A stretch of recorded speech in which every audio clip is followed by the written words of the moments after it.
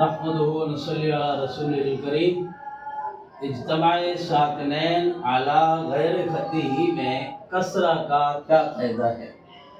یعنی اس سے پہلے اجتماع ساکنین علی غیر خطی کے 4 قواعد تھے: فتح کا قاعدہ، ضمہ کا قاعدہ، حذف کا قاعدہ، اور آج ہے کسرہ کا قاعدہ۔ یعنی کہ کسرہ کا قاعدہ کیا ہے کہ نہ اس میں حذف والے مسائل ہوں، نہ فتح والے مسائل ہوں، نہ ضمہ والے ہوں، تو اس کے علاوہ کسرہ دی جائے گی۔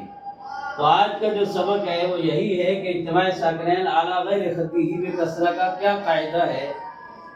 جواب اس کا یہ ہے کہ 2 کلموں میں 2 ساکن اس طرح جمع ہوں کہ پہلا ساکن پہلے کلمہ کے آخر پر نہ مدہ ہوں، یعنی جو 2 ساکن ہیں تو 2 ساکن میں جو پہلا ساکن پہلے کلمہ کے آخر والا ہے وہ نہ مدہ ہوں، اور نہ واو لین جمع ہو، اور نہ میم جمع ہو، اور نہ من حرف جر کا نون ہو، اور الف لام میم کی میم بھی نہ ہو، تو پہلے ساکن کو کسرہ دیں گے۔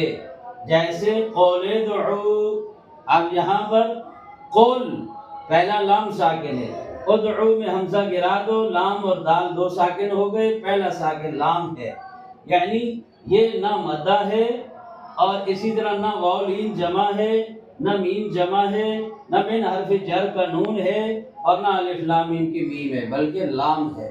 تو اس کو کیا دیا جائے گا؟ کسرہ دیا جائے گا۔ قول ادعو بنے گا انذر الناس، اسی طرح یہ بنا انذر الناس، حمزہ کو گراؤ تو را اور نون مشدد کا پہلا نون 2 ساکن ہو گئے، پہلے ساکن کو کسرہ دی جائے گی۔ بسم اللہ، یہاں آیا بے اسم کی میم ساکن، اللہ کا لام مشدد پہلا ساکن، میم پہلا ساکن ہے، کسرہ دی جائے گی۔ اسی طرح نوح ابنہ، یہاں پر اصل میں تھا نوح ابنہ، نوح میں تنوین جو ہے، تنوین اصل میں نون کی آواز دیتی ہے، تو ایک حرکت ہا کو بچ جائے گی، بنے گا نوح، اور تنوین کے نون کو کسرہ دی جائے گی، حمزہ گرا دیا جائے گا، بن جائے گا نوح ابنہ وغیرہ وغیرہ۔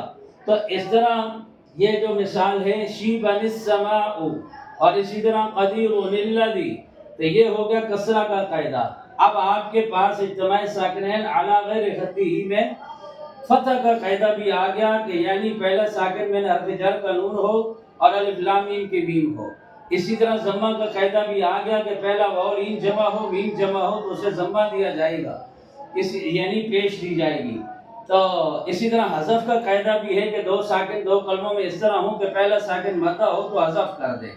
اسی طرح اب یہ چوتھا قاعدہ کسرہ کا آ گیا کہ وہ پہلے 3 جو میں نے بیان کیے کہ نہ فتح والا من حرف جر کا نون، نہ الف لام میم کی میم ہو، اور اسی طرح نہ واو لین جمع ہو، میم جمع کا ہو، اور اسی طرح پہلا مدہ بھی نہ ہو، تو پھر پہلے ساکن کو کسرہ دی جائے گی۔ جس طرح یہ پورا قاعدہ آپ کو پڑھا دیا گیا ہے، اللہ تعالی سمجھ کی توفیق عطا فرمائے۔